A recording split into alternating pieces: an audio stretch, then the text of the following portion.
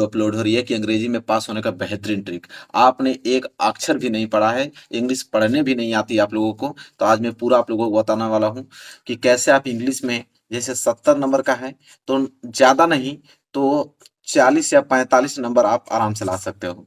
तो 45 नंबर अगर आप ला लेते हो और 30 नंबर रिक्सूल से मिल जाएगा तो 75 नंबर। अब बिना पढ़े 75 नंबर अगर ला दिए तो अब क्या चाहिए आपको बताओ। तो इंग्लिश में अगर आपने कुछ नहीं पढ़ा है तो बिल्कुल यूट्यूब पर आपको कहीं ऐसी वीडियो नहीं मिलेगी। लेकिन एक बात अभी बता देता हूँ मैं आप लोगों को, जितने बच्चे मेरे चैनल पे पढ़ने वाले बच्चे हैं, तो ये नहीं कि इस वीडियो को देखने के बाद वो इंग्लिश पढ़ना छोड़ देंगे कि नहीं सर अब तो मैं पास हो जाऊंगा इसी तरह। नहीं, जितने बच्चे पढ़ने वाले बच्चे हैं तो वो तो अपना पढ़ के सही सही आंसर आप लिखोगे। ये वीडियो उनके लिए है कि जो एक अक्षर भी नहीं आता है।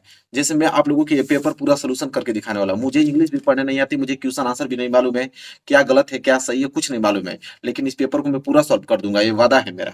पूरा सॉल्व कर दूंगा, देखना आपके आप सामने करूंगा। और इसके बाद इस वीडियो को देखने के बाद आप भी किसी भी पेपर को सॉल्व कर दोगे।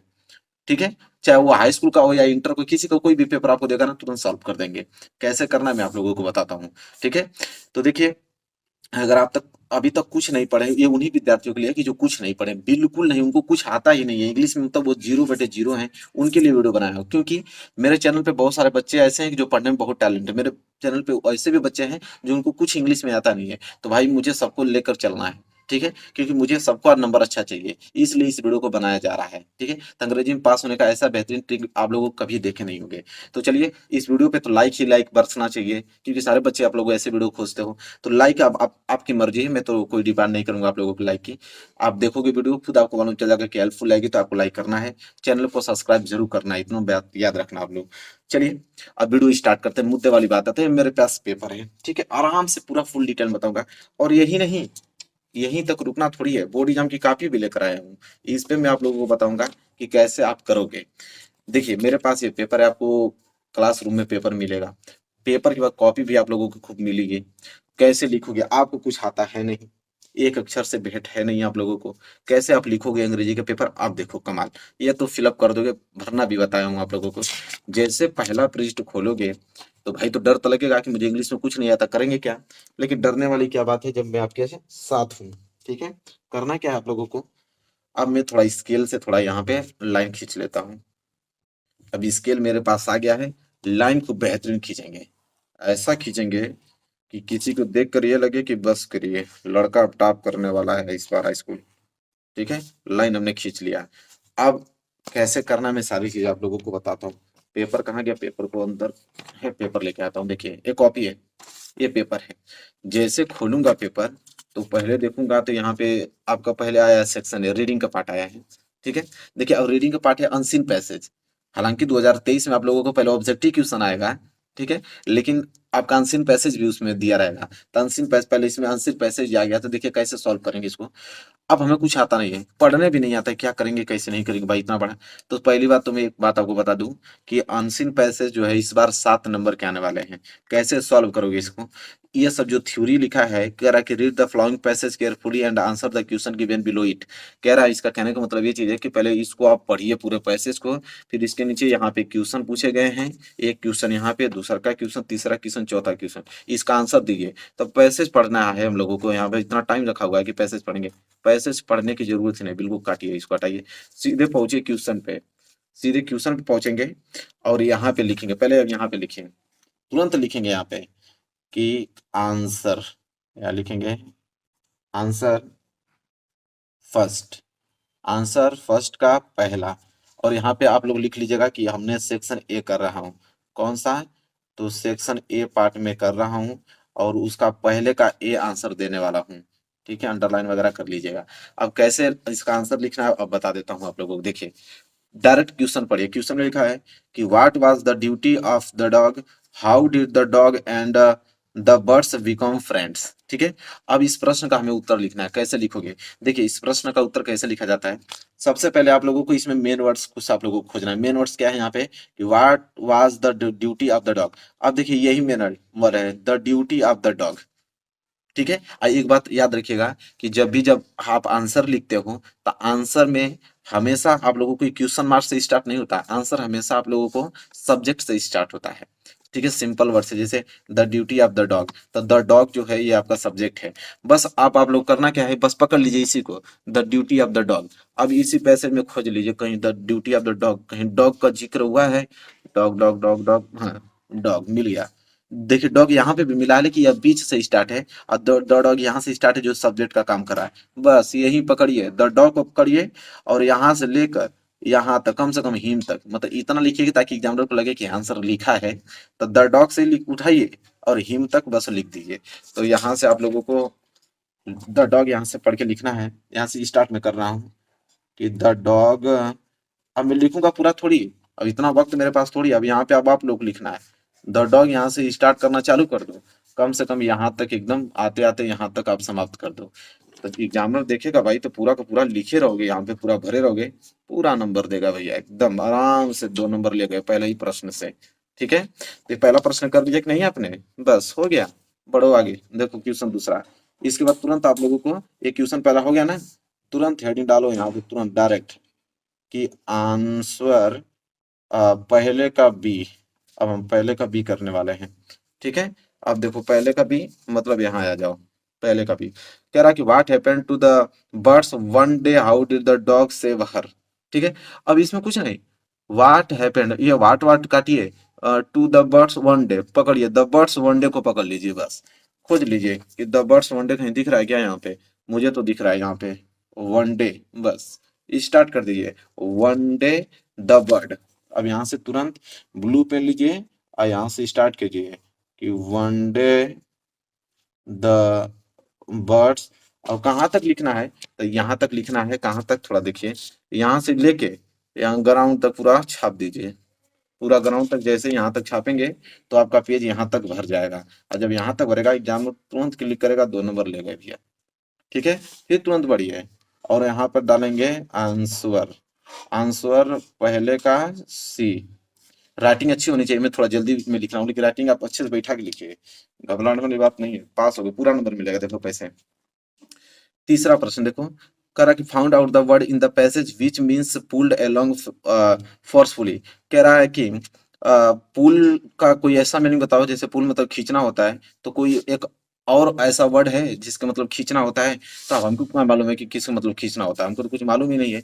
इसी में से देखो, इसी में से कोई वर्ड है, यहाँ नीचे से उठा लो कोई ना कोई, देखो ये कोई वर्ड, हाँ देखो ये ड्रेक्स कुछ दिख रहा है, बस डायरेक्ट ड्रेक्स लिख दो कि हाँ ड्रेक्स मतलब ये खींचना होता है, बात खत्म। यहाँ पे क्या लिख दोगे, ड्रैग्स। ठीक है, तो यहाँ पे लिख देंगे ड्रैग्स। जैसे पुल मतलब खींचना, ड्रैग्स मतलब भी खींचना होता है, बात खत्म। अब चाहे गलत हो चाहे सही, लिख दो आंसर, पूरा नंबर मिलेगा। इसके बाद फिर आंसर हेडिंग डालोगे, और लिखोगे पहले का डी, और देखोगे क्वेश्चन क्या पूछा है। कह रहा है कि find out a word in the passage which in opposite of near. अब कह रहा है कि नियर का अपोजिट क्या होता है, तो जिनको मालूम रहेगा कि नियर मतलब दूर, नियर मतलब पास होता है, तो पास का होता है दूर, अपोजिट वर्ड। तो दूर का क्या होता है, तो यहाँ पे देखोगे, तो फार मतलब दूर होता है। फार मतलब क्या होता है, दूर होता है। तो यहाँ पे फॉर कहीं लिखा होगा, जरूर से कहीं ना कहीं लिखा होगा फॉर। देखो फॉर लिखा है ना, तो अब आप, तो मैं तो जानता हूँ कि फॉर मतलब दूर होता है। अब आप सोचोगे कि मैं कैसे लिखूंगा, कि हमको मालूम है नहीं कि क्या होगा भैया। तो होगा क्या, जब आपको फॉर नहीं मालूम तो फॉर उठा लीजिए।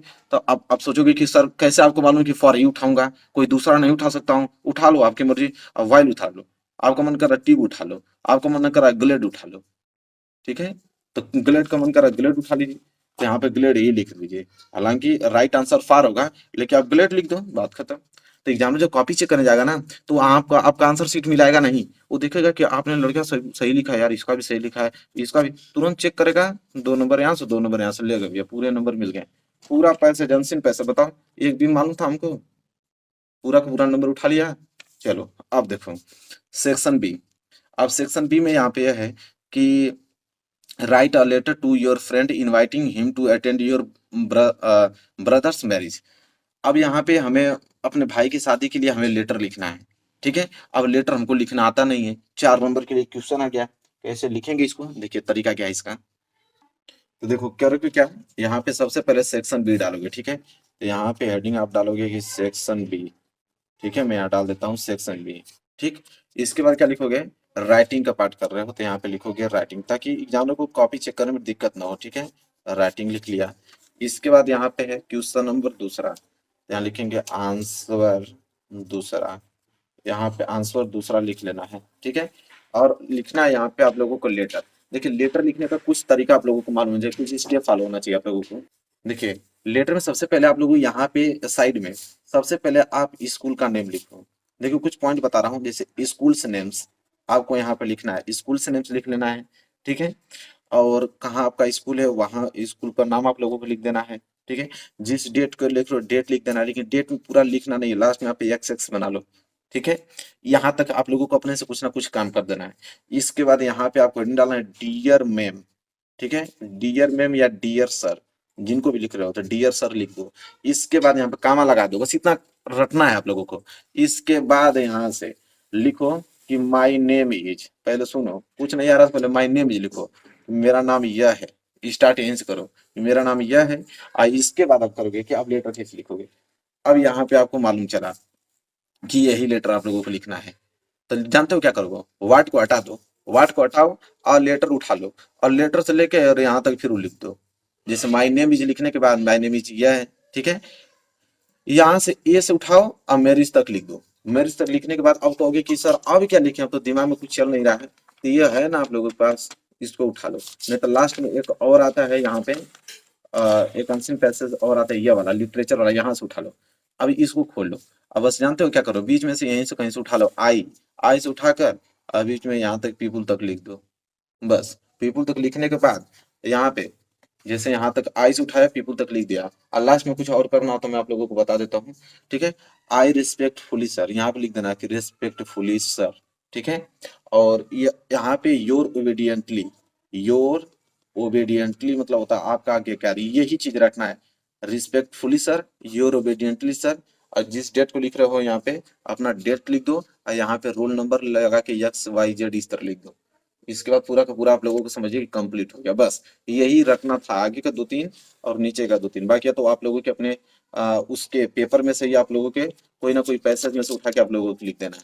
बस पूरा नंबर आप लोगों को समझिए कि मिल गया। 4 नंबर का है तो 3 नंबर तक कहीं नहीं गया है, 3 नंबर भी नहीं लेगा तो 2 नंबर मिलेगा, पास हो गए, ठीक है। ये भी प्रश्न आ गया। चलिए अब ये प्रश्न कर लिए ना, अब मैं आप लोगों को बताता हूँ कि जब यह प्रश्न हो गया, लेटर लिखना आपको आ गया, इन दोनों में से कोई एक ही करना था, हालांकि दोनों में से कोई एक कर लेना, नियम तो आपको मालूम चल गया है। अब यहाँ पे तीसरा देखेंगे, और तीसरा यहाँ पे एस्से के लिए आता है कि एस्से कैसे लिखेंगे, चलिए वो बताता हूँ। चलिए देखिए अगला प्रश्न मैं आप लोगों को दिखाता हूँ। अब एस्से लिखना था, ठीक है। और ये आपका क्वेश्चन तीसरा, तो यहाँ पे लिखोगे कि आंसर तीसरा, आंसर तीसरा, ठीक है। और क्या था यहाँ पे कि राइट अ पैराग्राफ, एक पैराग्राफ लिखना है, माई टाउन और city in about 60 to 8 word in the basis of hint. ये हिंट दिया है, इसी को हेडिंग बनाना है, और माई टाउन या सिटी पे आप लोगों को लिखना है। तो यहाँ पे हेडिंग डाल लीजिएगा कि माई टाउन, ठीक है, कि माई टाउन पे हम लोग लिख रहे हैं एस से। अब एस से कितना आसान होता है, देखिए कैसे लिखोगे आप। तो आपको हेडिंग की जरूरत नहीं होती, हेडिंग तो कुछ दिया होता है यहाँ पे, वही हेडिंग आपको बनाना है। देखिए कह रहा है कि पहले नेम, तो यहाँ पे लिखेंगे नेम। अच्छा अब सिटी का नाम नहीं मालूम है आप लोगों को, नेम डाल के अपना सिटी का नाम लिख देना, माई सिटी नेम इज या, और यहाँ पे कुछ ना कुछ आपने जोड़ के लिख देना नेम में। नेम में क्या होता है, नेम बस अपना सिटी का नाम लिखना है, ठीक है। दूसरा लिखोगे, पहले लिख लेना अपना नाम कि माई नेम इज यह है, मेरे सिटी का नाम यह है, बस। दूसरा हम बोला है कि ऑक्यूपेशन ऑफ द पीपुल, अब ये हेडिंग आपको यहाँ पे दूसरी ऑक्यूपेशन ऑफ सिटी आपको हेडिंग डाल लेना है। अब लिखोगे क्या है यहाँ पे, अब देखो एक बात याद रखना, या आप ऑक्यूपेशन लिख रहे हो या इट्स रोड एंड मार्केट लिख रहे हो, what is the known for, या कंक्लूजन लिख रहे हो, जब भी ये प्रश्न को लिखना तो कभी कभी बीच में गलत तो लिख रहे हो, लेकिन my town my city, my town my city बीच बीच में जरूर कहीं ना कहीं प्रयोग करते रहना। जैसे अगर मुझे 5 लाइन लिखना है तो 5 लाइन में कम से कम 5-7 जगह आप लोगों को माई सिटी माई टाउन बीच में लिखते चलना है, ताकि जब पढ़ेगा कोई तो माई माई सिटी माई टाउन उसको दिखेगा तो लगेगा कि हाँ माई सिटी माई टाउन के बारे में ही कुछ ना कुछ लिखा है, और नंबर आपको दे देगा। इसको भी कहाँ से आप लिखोगे, हेडिंग डालकर कुछ आगे के पॉइंट्स लिख के फिर इस पैसेज में से कुछ ना कुछ 2-3 वर्ड यहाँ से उठा लेना, इतना हो जाएगा काम। तीसरी heading it's road and market में डालकर, और पीछे एक और दिया होता है पैराग्राफ, यहाँ से लेकर और यहाँ तक लिख देना, ठीक है। इसी तरह आप लोग छाट छाट के पूरे किताब से अपना लिख लेना पूरा का पूरा, एक पांचों को पहुंचेंगे हेडिंग बना के लिख देना। 6 नंबर का है, 3 नंबर तो कहीं नहीं गया, 3 नंबर तो एग्जाम देगा किसी कीमत पे देगा, और नहीं पूरा नहीं चेक करेगा, बढ़िया से देख लेगा तो पूरा 6 में से 6 भी दे सकता है, ठीक है। तो आप याद रखना, तो ये भी प्रश्न आपने कर लिया, ठीक है। इसके बाद देखो यहाँ पे अगला प्रश्न आता है, ये तो आप लोगों को वही है, दोनों में से कोई एक ही ऐसा करना था। अब सेक्शन से ग्रामर आता है, ठीक है। अब ग्रामर में क्या है, यहाँ ऑब्जेक्टिव क्वेश्चन है। ऑब्जेक्टिव क्वेश्चन में क्या होता है कि अब तो मालूम होगा नहीं कि भाई कौन सा आंसर होगा। ऑब्जेक्टिव क्वेश्चन वाले प्रश्न को आप इसी तरह करते जाओ, किसी का पहला रंग दो, किसी का दूसरा रंग दो, किसी का तीसरा रंग दो। नकल हो गई तो बहुत अच्छी बात है, किसी फ्रेंड ने बता दिया तो और अच्छी बात है। नहीं अगर कोई बता रहा है तो किसी का दूसरा, किसी का तीसरा, किसी का पांचवा, किसी का पांचवा तो होता ऑप्शन नहीं है, किसी का पहला, किसी का चौथा, किसी का दूसरा, किसी का तीसरा। ऐसे ऐसे ही ट्रिक लगाते जाओ। देखो इसका पहला सही है तो इसका दूसरा सही है, इसका दूसरा सही है, ठीक है। तो यहाँ पे ट्रिक लगा हुआ है, लेकिन आपको मालूम नहीं रहेगा तो आप भी अपना ट्रिक लगाते रहना। और मैं कह रहा हूँ कि 20 ऑब्जेक्टिव आ रहा है, आपने पूरा रंग दिया, मैंने कहा 10 भी सही होगा और लो पे 10 नहीं तो 7 तो सही होगा, लेकिन पूरा छोड़ दोगे तो एक भी नंबर मिलेगा नहीं। अगर यहाँ से 10 नंबर मिल जाएगा तो कोई दिक्कत, अगर भगवान भरोसे आपने सही कर दिया तो 20 में 20 मिल जाएगा। बोलो आपको कुछ नहीं आ रहा था, आपने रंग दिया सही भाई, 20 में 20 नंबर मिल गया। तो ऑब्जेक्टिव वाले क्वेश्चन ऐसे कर लेना, ठीक है। इसके बाद देखिए क्या आता है, यहाँ पे देखिए चेंज इनटू पैसिव वॉइस और ये डायरेक्ट इनडायरेक्ट। देखिए डायरेक्ट इनडायरेक्ट स्पीच कैसे चेंज करते हैं बताता हूँ, यहीं पे आप लोग समझो। जैसे ही said to why are you sitting दिया ना, तो ही सेड टू जब भी आए, देखिए सेड टू को हमेशा टोल्ड में लिख देते हैं। सेड टू जब भी आएगा ना आप उसको टोल्ड टू लिख दो। इसके बाद यहाँ पे वाई आर यू सिटिंग है ना, तो यहाँ से तुम यू से स्टार्ट करो, लिख दो यू आर सिटिंग आइडल, बस। पहले क्या लिखोगे, ही टोल्ड अस, कॉमा हटाने के लिए आप दैट का प्रयोग करो, दैट लगा दो। इसके बाद यू, इसके बाद आर, फिर सीटिंग आइडल, हो गया भैया। 2 नंबर कहीं नहीं गया, पूरा का पूरा नंबर मिलेगा आप लोगों को। इसी तरह आप लोगों को change into passive voice. Passive voice में क्या होता है कि आई बॉट और डिक्शनरी स्टडी ये दिया है ना, तो पैसिव वॉइस में क्या होता है कि इसके ऑब्जेक्ट का इसका सब्जेक्ट बनाते हैं, ठीक है। तो और डिक्शनरी आगे कर दो, और इसके लिए हेल्पिंग वर्ब इज एम कोई ना कोई अपना लगा दो, और लास्ट में बाई लगाने, बाई भूलना नहीं है, बाई लगाकर और इसके सब्जेक्ट को इसका ऑब्जेक्ट बना लो। जैसे आई है तो आई को क्या होता है मी, तो यहाँ मी लिख दो, पूरा नंबर मिल जाएगा, ठीक है। इसी तरह पेंचुएशन मतलब चिन्हों का प्रयोग, कह रहा है कि कैपिटल लेटर का प्रयोग कीजिएगा, ठीक है। तो करना क्या, अब देखिए पहला जो अक्षर होगा उसका पहला अक्षर तो पहले ही कैपिटल कीजिए, ठीक है। पहला जो यहाँ से स्टार्ट होगा पहले उसको कैपिटल कीजिए, इसके बाद कहीं ना कहीं बीच में लिखने के बाद फुल स्टॉप लगा दीजिए, ठीक है। और जहाँ फुल स्टॉप लगा के अगला पॉइंट लिखेंगे उसको भी कैपिटल लिख दीजिए, ठीक है। और इसके बाद लास्ट में फिर फुल स्टॉप लगा दीजिए, पूरे नंबर मिल जाएंगे, ठीक है। अगला है कि frame a correct sentence by rewording the word. देखिए रीवर्डिंग वर्ड जो सेंटेंस आता है उसमें एक ही पॉइंट आप लोगों को याद करना है कि सब्जेक्ट वर्ब प्लस सब्जेक्ट, पहले आएगा सब्जेक्ट, इसके बाद आता है वर्ब, इसके बाद आता है ऑब्जेक्ट। इसी बेस पे आप लोगों को करना है, करेक्ट सेंटेंस हो जाएगा। जैसे trouble gives a great idol of us the rate, ये दिया है ना, तो देखो यहाँ पे द रेट्स को आप सब्जेक्ट मान लो, इसके बाद वर्ब है गेव, तो गेव लगा दो वर्ब, इसके बाद इन सभी को इधर उधर करके भी लिख दोगे तो नंबर मिल जाएंगे पूरे। इसके बाद यहाँ भरने के लिए आता है, आप कहोगे कि यहाँ पे क्या भरें, नहीं मालूम है कुछ नहीं, यहाँ पे ई भर दो, यहाँ पी भर दो, कुछ भी भर दो, बात खत्म। चलो इसका बनाने का नियम देखो कि ट्रांसलेशन कैसे बनाते हैं। ट्रांसलेशन अगर आपकी एग्जाम में आ गया तो आप सोचोगे ट्रांसलेशन कैसे बनेगा भाई, अब तो हमको कुछ मालूम है नहीं कैसे। तो करना क्या है, कुछ नहीं करना है, यातायात अच्छे अच्छे एक साधन होने का देश की प्रगति के लिए बहुत आवश्यक है, दिया है ना। अब हमको कुछ आता ही नहीं, क्या करेंगे, फिर वही नियम लगाएंगे, यहीं से आई से उठाएंगे इस पैसेज को और यहाँ तक पूरा बुक देंगे, यहाँ तक क्लबिंग तक, बस बन गया भैया। यहाँ तक उठाएंगे यहाँ तक, क्योंकि एग्जामिनर जाएगा चेक करने नहीं, देखेगा कि इसका ट्रांसलेशन आपने किया ना, पूरा का पूरा नंबर दे देगा आपको। बात ये होता है, ट्रांसलेशन भी आ गया। इसी तरह देखिए ये भी पैसेज ही है, तो पैसेज का आंसर बताया हम ना आप लोगों को, अनसीन पैसेज की तौर तरीके से भी इसको सॉल्व कर लीजिएगा, ठीक है। ये भी लिटरेचर पैसेज ही आता है, तो पैसेज एक बता दिया है, उसी बेस पे दोनों क्वेश्चन आप लोग कर लीजिएगा, कर लेंगे ना। इसमें भी आपको यही प्रश्न पूछा करा आंसर, तो बीच में करना क्या, the speaker of three line, ये देखना कि कहीं the speaker of three line दिख रहा है, कहीं नहीं दिखे तभी आप लोग पहले से यहाँ से उठाना आई से और यहाँ तक लिख देना, पहले का आंसर हो गया, और यहाँ से उठाना यहाँ तक लिख देना, दूसरे का आंसर हो गया, बात करना जाइए, ये भी प्रश्न हो गया। इसके बाद देखिए शॉर्ट आंसर टाइप क्वेश्चन लिखने का तरीका क्या होता है। यहाँ पे कह रहा है कि answer one the following question in the about 60 word, मतलब लॉन्ग इंपोर्टेंट क्वेश्चन कैसे लिखोगे। देखिए लॉन्ग इंपोर्टेंट लिखने का तरीका बताता हूँ। जैसे दिया how did the post office employed help Lencho, अब इसको आपको आंसर लिखना है। तो देखो आंसर हमेशा सब्जेक्ट से लिखो, यहाँ से द पोस्ट उठाओ, द पोस्ट से उठाओ और हेल्प तक लिख दो। और जब यहाँ तक हो जा रहा है तो इसके बाद करना क्या है कि कोई ना कोई पैसेज आपको ढूंढ लेना है, वही पैसेज फिर पुनः पैसेज में पहुंचो, पैसेज ढूंढ लेना है और इन्हीं पैसेज में से फिर कहीं ना कहीं बीच में से उठाना है और यहाँ तक आप लोगों को लिख देना है। लिखने के बाद देखिए लास्ट में कर किया क्या जाता है, लास्ट में फिर आपको करना क्या है कि लास्ट में पुनः फिर इसी लाइन को उठाना है यहाँ तक और यहाँ तक लास्ट में फिर उसको लिख देना है। क्योंकि जानो ऊपर देखेगा नीचे देखेगा, देखेगा कि क्यों उसके बारे में जिक्र हुआ है, यहाँ पोस्ट ऑफिस एम्प्लॉयज आपने कुछ ना कुछ लेंचों का प्रयोग किया है, बस नंबर दे देगा। तो ये होता है आप लोगों को लॉन्ग इंपोर्टेंट लिखने का तरीका। क्लियर हो गया ना? इसी तरह शॉर्ट आंसर भी लिख दोगे ना, तो लॉन्ग लिख दोगे तो शॉर्ट नहीं लिख पाओगे उसी तरह बनाकर। चलिए, मैच दी कॉलम में क्या होता है कि मैच दी कॉलम में कोई ऑप्शन नहीं, पहले का सी, दूसरा का बी, इसका ये तीर का निशान लगा के मिला दो अपना, सही लग गया तो लग गया, नहीं तो छोड़ो। ठीक है, नंबर तो मिलने वाले हैं आप लोगों को। पहले का दूसरा मिला देना, बी का इसको मिला देना, इसका इसको मिला देना, हो जाएगा। ठीक है, इसी तरह यहाँ पे पोएट्री का भी पैसेज आता है। ठीक है, पोएट्री का पैसेज पढ़िए, इसके नीचे क्वेश्चन दिया लिखे, what is the poet of this poem. तो कह रहा है कि इस पोएम के कौन से कवि हैं, तो कवि के नाम बताइए। कवि का नाम आपको मालूम नहीं रहेगा तो कुछ ऐसे विचित्र नाम, अपना जॉर्डन सॉर्डन कुछ अपना नाम याद रख लीजिए, क्योंकि वहाँ के साइंटिस्ट का नाम ऐसे ही होता है। ठीक है, तो जॉर्डन सॉर्डन, इंसप्लेक्शन, बहुत सारे ऐसे वर्ड होते हैं जो कि वैज्ञानिक नाम जैसे लगेंगे, वही लिख दो कि हाँ इसके राइटर यही है, बात खत्म। इसके बाद दूसरा प्रश्न, what was the has the fox been compared and why. अब इस प्रश्न का उत्तर लिखना है तो यहाँ से द डॉग्स उठा लो, यहाँ तक लिख लो, कंपेयर्ड तक। ठीक है, और लिखने के बाद इसी में से ओवर तक उठाओ, ऑन तक लिख दो, आंसर कंप्लीट हो गया। ठीक है, चलिए, इसी तरह यहाँ पे आप लोगों को आता है सेंट्रल आइडिया लिखने के लिए, या तो सेंट्रल आइडिया लिखिए या तो 4 लाइन का पोएम लिखिए।